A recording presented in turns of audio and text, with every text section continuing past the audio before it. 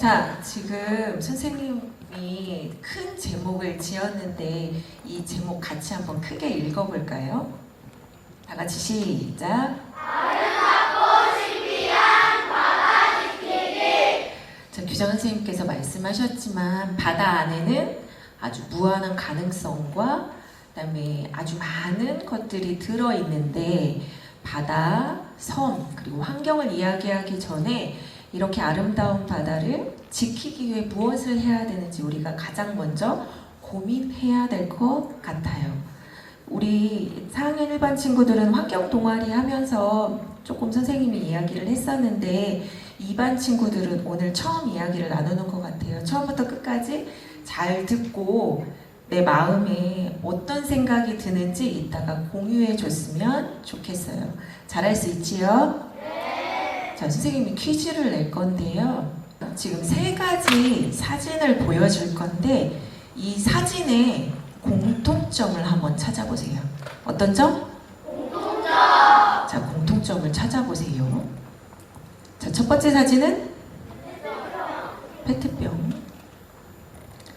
두 번째 사진은? 칫솔. 세 번째 사진은? 이 3가지 사진의 공통점은 무엇일까요? 자, 이렇게 많은 친구들이 알고 있으면 다 같이 플라스틱! 어떻게 정확하게 플라스틱이라고? 맞아요. 플라스틱입니다. 자, 얘들아, 플라스틱은 특징이 있죠? 어떤 특징이 있어요?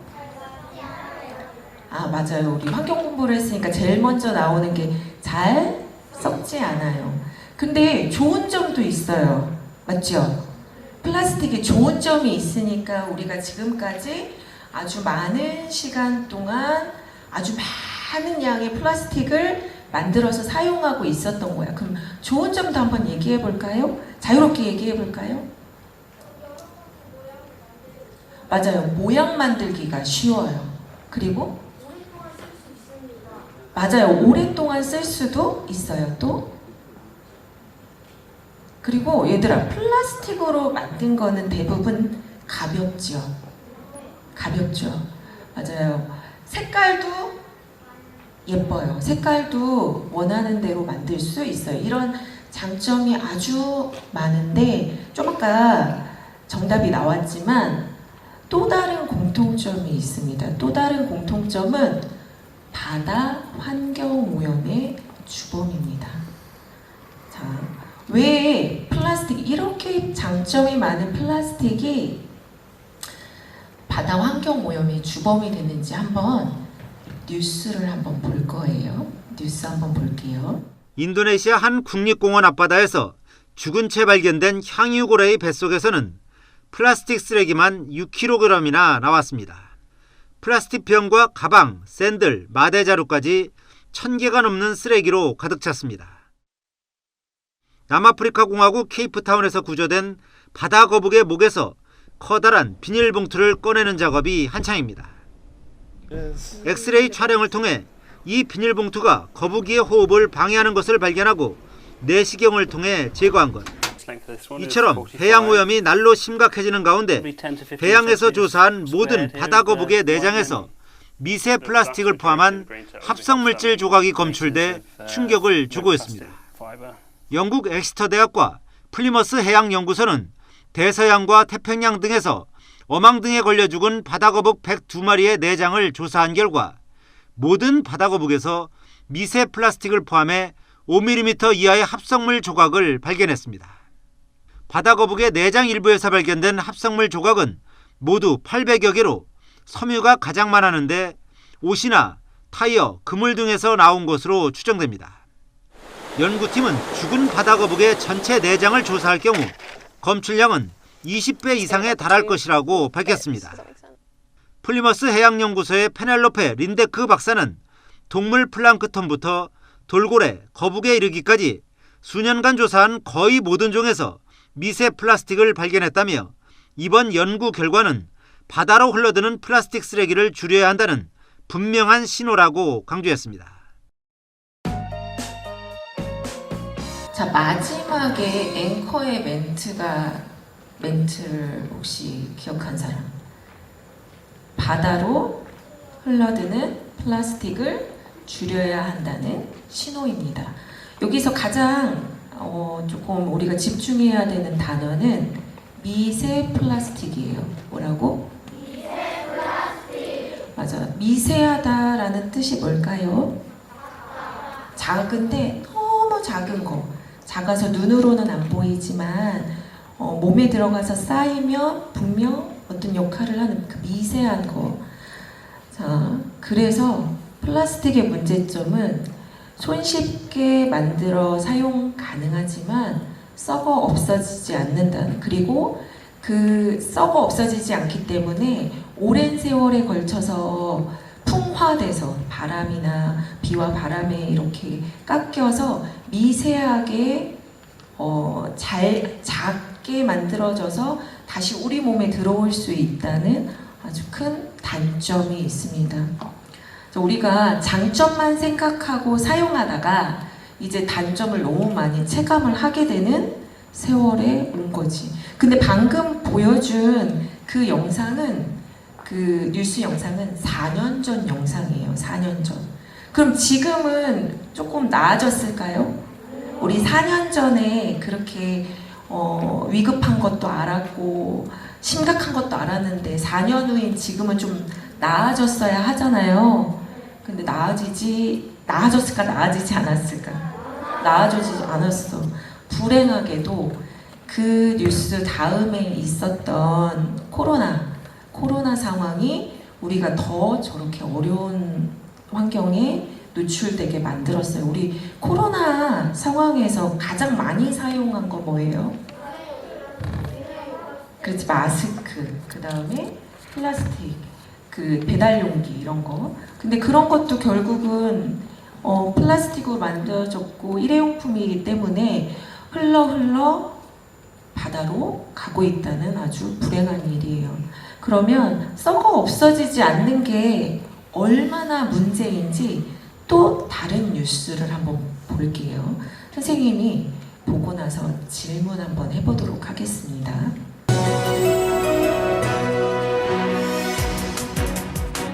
화제의 뉴스를 모아 짚어드리는 뉴스터치 시간입니다. 소식씩 볼까요?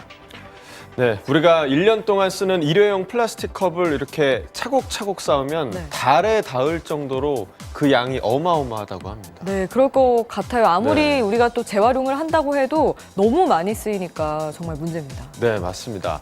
자, 이 플라스틱이 분해가 잘 안 돼서 골칫거리인데요. 40년 넘은 플라스틱 용기가 멀쩡히 발견돼서 충격을 주고 있습니다.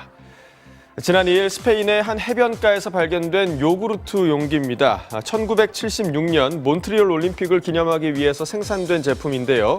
44년 동안 바다를 떠돌다가 해변가에 도착했을 텐데 올림픽 마크와 상표의 색감이 방금 생산된 제품이나 별 차이가 없죠. 이 용기는 정기적으로 해변을 청소하는 현지 환경운동가 마이테 몬포가 지난 2일에 발견했는데요. 몬포는 이 플라스틱 용기가 자신보다 수백 년은 더 살아남을 것이라고 강조했습니다. 또 버려진 플라스틱이 분해돼도 미세 플라스틱이 된다며 우리는 일주일에 신용카드 한 장 분량을 먹고 있다고 경고했습니다. 세계 경제 포럼에 따르면 바다를 떠도는 플라스틱 쓰레기는 오는 2050년 바닷속 물고기보다도 많아진다고 합니다. 네, 우리가 일상 속에서 사용을 좀 줄이는 것도 분명히 필요하지만 네. 일단 뭔가 제품을 만들 때부터 플라스틱을 좀 안 쓰는 방향으로 가야 되지 않나 싶습니다. 그렇습니다. 좀 무서운 말인데 얘들아, 몇 년도에는 플라스틱 쓰레기가 물고기보다 많아질 거래요? 2050년. 지금이 몇 년도예요? 얘들아, 물고기보다 플라스틱 쓰레기가 많아지는 환경에서 살면 어떨까요? 살면 어떻겠어요? 그렇지. 얘들아, 그렇게 될 때까지 우리가 그냥 있어야 될까? 노력해야 될까? 맞습니다. 노력해야 합니다. 자, 그러면 아까 계속 얘기한 이런 플라스틱이 썩어 없어지지 않는다고 했지요. 그리고 풍화돼서 바람이나 비에 깎여서 미세 플라스틱이 된다고 했는데 이런 플라스틱이 엄청 많이 모여 있어요. 어디에 모여 있을까요? 맞아요. 바다에 모여 있는데 얼마나 많이 모이고 크면 섬이 되었대요. 뭐가 됐다고? 섬.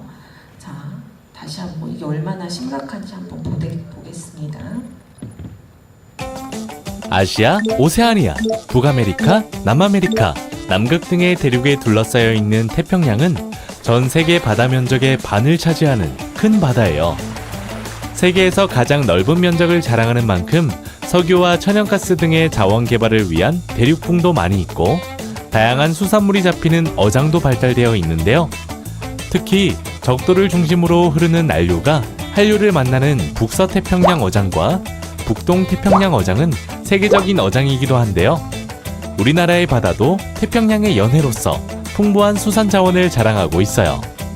그런데 이 태평양 한가운데에 지도에는 없는 미스테리한 섬이 있다고 하는데요. 그 어떤 지도에도 나오지 않는 섬의 정체, 궁금하지 않으세요? 똑똑한 바다. 오늘은 태평양에서 발견된 섬의 비밀에 대해 알아봅니다.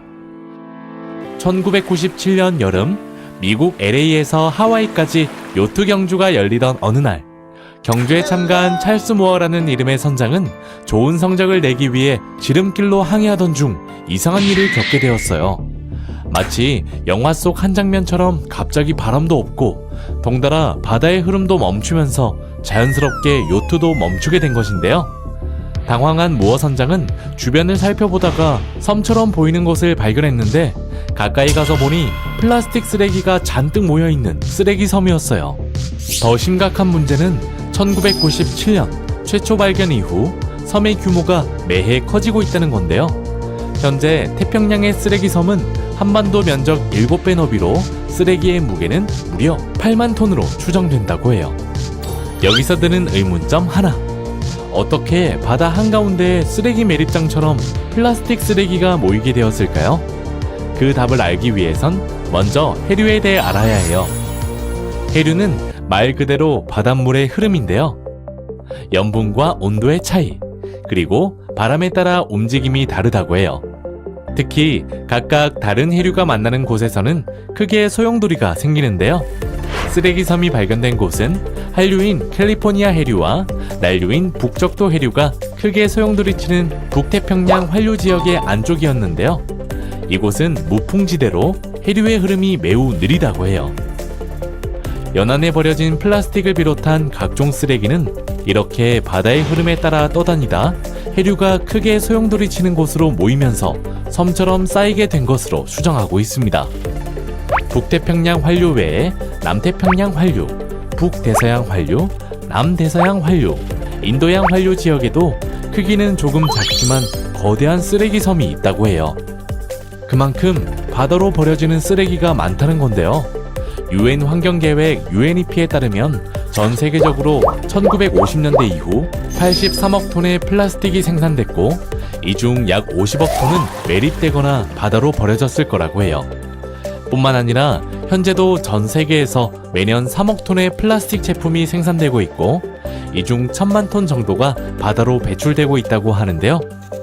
바다로 버려지는 엄청난 양의 플라스틱 쓰레기 중에는 우리의 목도 적지 않아요. 2016년 통계청 조사에서는 우리나라의 1인당 플라스틱 사용량이 98.2kg으로 세계 1위에 올랐다고 합니다. 한편 올해 초 환경단체 그린피스에서 발표한 자료에 따르면 우리나라는 2017년 기준 국내에서 사용된 비닐봉지는 235억 개, 페트병은 49억 개, 플라스틱 컵은 33억 개나 된다고 해요. 또 환경부 발표에 의하면 2018년 기준 포장 배달에 사용된 일회용 수저, 포크, 나이프가 40억 개, 접시 등 용기는 46억 개에 달한다고 하는데요. 우리나라는 배달 음식 시장이 크게 발달한 데다 올해는 코로나19로 인해 배달과 포장 음식을 찾는 사람이 많았기 때문에 플라스틱 쓰레기가 더 많이 발생됐을 거라고 해요. 실제로 태평양에서 발견된 쓰레기 섬에는 한글이 적혀있는 플라스틱 쓰레기가 발견되기도 했는데요. 이렇게 바다에 버려진 플라스틱 쓰레기는 해양 생태계에 심각한 영향을 끼치고 있어요. UN 환경계획 UNEP에서는 플라스틱 때문에 매년 100만 마리가 넘는 바다새와 10만 마리가 넘는 해양 포유류가 사망한다고 하는데요. 우리에게 편리한 생활을 안겨줬던 플라스틱이 이제는 해양 생태계 위협을 넘어 우리에게도 부메랑이 되어 돌아오고 있어요. 그렇다면 바다에 버려진 플라스틱 쓰레기를 어떻게 하면 치울 수 있을까요? 안타깝게도 플라스틱 쓰레기가 바다에 유입된 후에는 우리가 할 수 있는 일이 더 멀리 떠내려 가기 전에 수거하거나 바닥에 가라앉은 침적 쓰레기를 치우는 일밖에 없는데요. 특히 플라스틱은 자연적으로 썩어 분해되는 데까지 짧게는 수십 년에서 길게는 수백 년까지 걸리기 때문에 되도록 사용을 하지 않는 게 제일 좋고, 플라스틱 쓰레기가 바다로 흘러가지 않도록 재활용 폐기물 관리를 철저히 하는 게 최선이에요. 태풍과 풍랑에 유실된 어구가 그대로 바다의 쓰레기가 되는 경우도 많은데요. 이를 막기 위해 금년 12월부터는 해양 폐기물 및 해양오염 퇴적물 관리법이 시행될 예정이며, 해수부는 미세 플라스틱으로 변형되기 쉬운 양식장의 스티로폼 부표를 2025년까지 모두 친환경 부표로 교체할 계획이에요. 이제 태평양에서 발견된 쓰레기섬에 대한 의문이 풀렸나요? 잠깐의 편리함도 좋지만 오늘부터 플라스틱 사용 전에는 다시 한번 우리의 푸른 바다를 생각해주세요. 해수부는 언제나 여러분의 질문을 기다립니다. 바다에 대한 궁금증을 댓글로 달아주세요. 해수부가 답합니다. 구독과 추천 꾹! 자, 잘 봤나요? 선생님이 지금 질문해 볼게. 여러분 지금 가지고 있는 것 중에 플라스틱으로 된 거 한번 찾아볼까요? 플라스틱으로 된 거.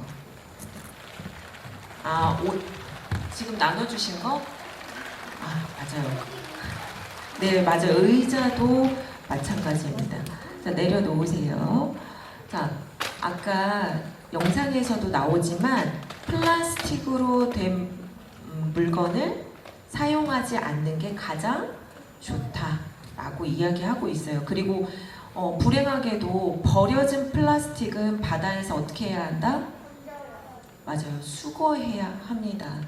자, 우리 이렇게 심각한 걸 알고 있는데 노력하지 않는다면 어떻게 될까요? 노력하지 않는다면 어떻게 될까요? 그치. 아까 영상에도 나왔지만 2050년에는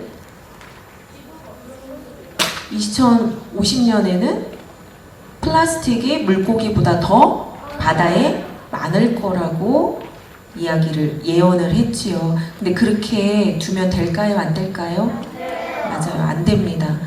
지금 아주 짧은 풍자 영상이 있어요. 풍자, 연예인 풍자 말고요. 풍자한 그 애니메이션 영상이 있는데요. 조금 과장되기는 했지만 실제로 일어날 수도 있는 우리의 미래일 수도 있습니다. 한번 보도록 할게요.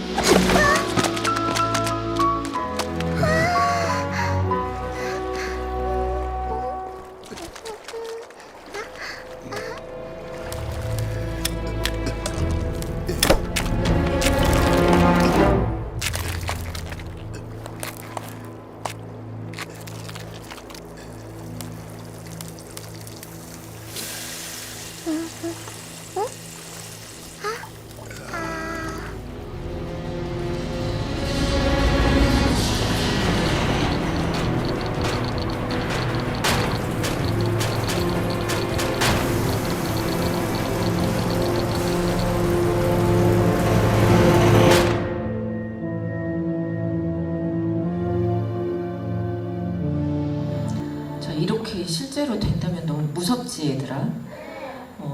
실제로는 이거는 몇 년 전에 그 공익 광고인데요.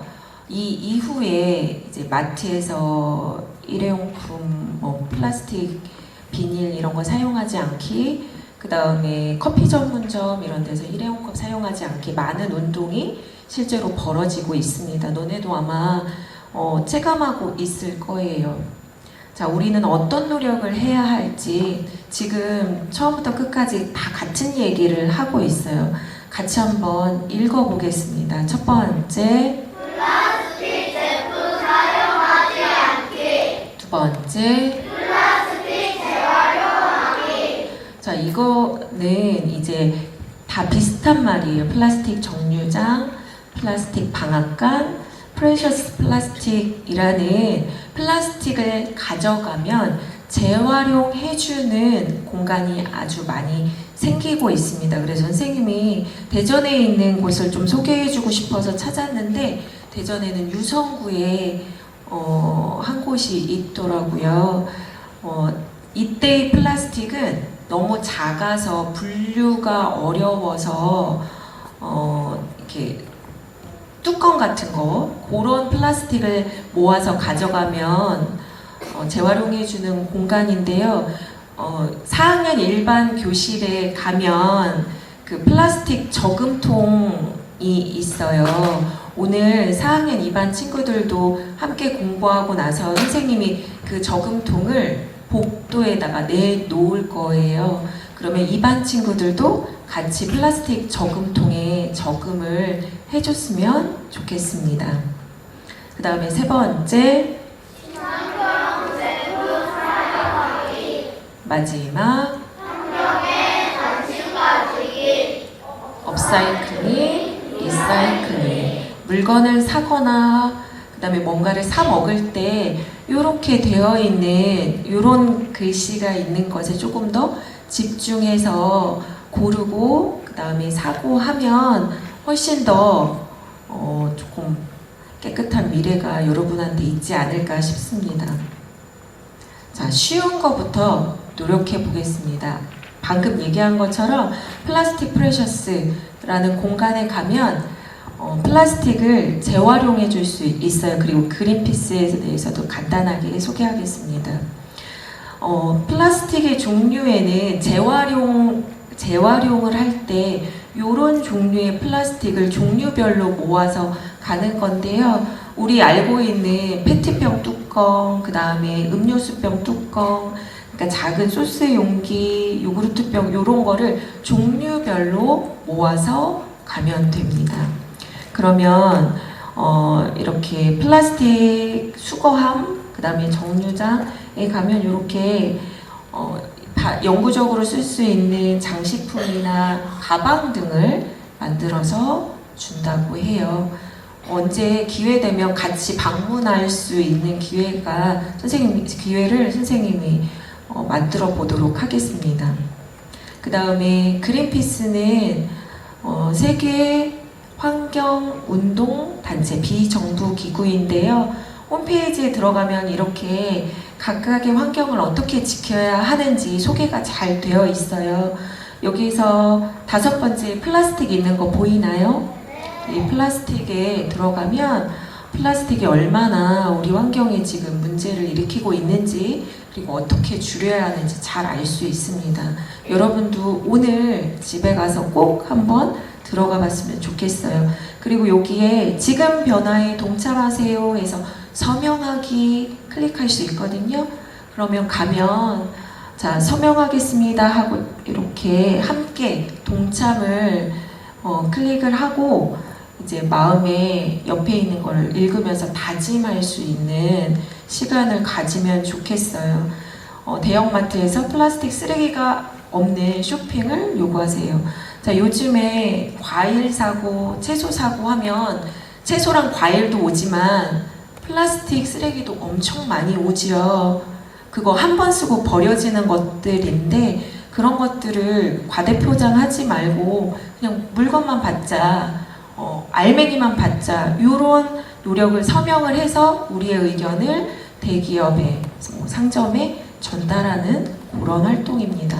한번 오늘 꼭 참여해 보세요. 학교 가서 오늘 꼭 참여해 보세요.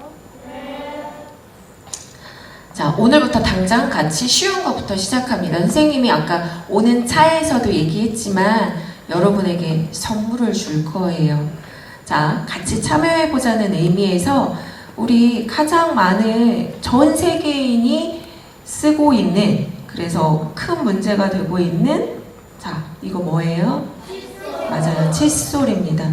칫솔은 그 칫솔 모만 조금 다를 수 있을 뿐이지, 근데 그것도 대부분 플라스틱이 많고요. 전체 다 플라스틱이고 한 달에 한 번 정도씩 버려지고 있지요. 그 양이 어마어마합니다. 그래서 선생님이 오늘 학교에 돌아가면, 그리고 오신 분들은 지금 대나무 칫솔을 나눠줄 거예요. 나무로 만들어져서 나중에 버려지면 다시 썩어서 흙으로 돌아갈 수 있는 그 대나무 칫솔을 여러분에게 나눠줄 겁니다. 오늘 집에 돌아가서, 지금 쓰던 칫솔이 쓰던 칫솔을 교체해야 되면 이 대나무 칫솔로 한번 바꿔서 사용해보고 괜찮다면 앞으로도 구입할 때 대나무 칫솔에 조금 관심을 가져줬으면 좋겠습니다. 할 수 있나요? 네! 학교에 돌아가서 주도록 할게요. 자, 처음부터 끝까지 집중해서 들어줘서 고맙습니다.